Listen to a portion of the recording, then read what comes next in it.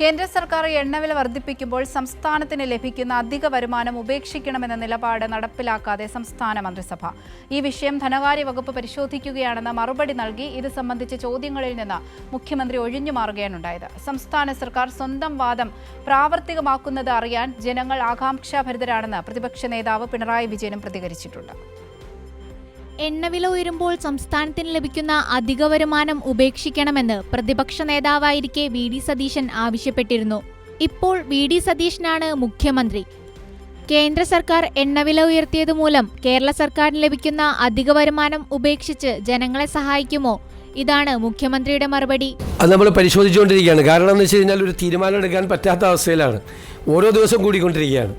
അപ്പോൾ അതിനകത്ത് ഒരു എമൗണ്ട് വന്നു കഴിഞ്ഞാൽ നമുക്കതിനെ സംബന്ധിച്ച് അതിൻ്റെ ഇമ്പാക്റ്റ് എന്താണെന്ന് ഞങ്ങൾ ധനകാര്യ വകുപ്പ് സൂക്ഷ്മമായി നിരീക്ഷണം നടത്തുന്നുണ്ട്. നികുതി വരുമാനം എത്രയാണ് ഉണ്ടാകുന്നത്, സാധാരണക്കാരന് എത്ര രൂപയാണ് അതിൻ്റെ അകത്ത് ബുദ്ധിമുട്ടുണ്ടാകുന്നത് എന്ന് ഞങ്ങൾ പരിശോധിച്ചുകൊണ്ടിരിക്കുന്നുണ്ട് ഓരോ കൂട്ടലിലും. പക്ഷേ ഇത് എല്ലാ ദിവസവും വന്നുകൊണ്ടിരിക്കുകയാണ്.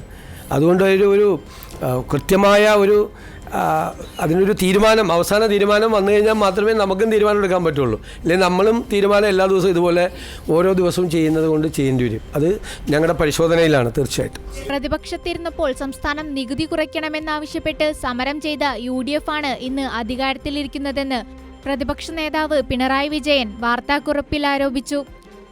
കേന്ദ്ര സർക്കാരിനെതിരെ ശബ്ദമുയർത്താനും നികുതി കുറയ്ക്കാനും അവർ എന്തൊക്കെ ചെയ്യുമെന്നറിയാൻ സംസ്ഥാനത്തെ ജനങ്ങൾ ആകാംക്ഷാഭരിതരാണെന്നും പ്രതിപക്ഷ നേതാവ് ചൂണ്ടിക്കാട്ടി.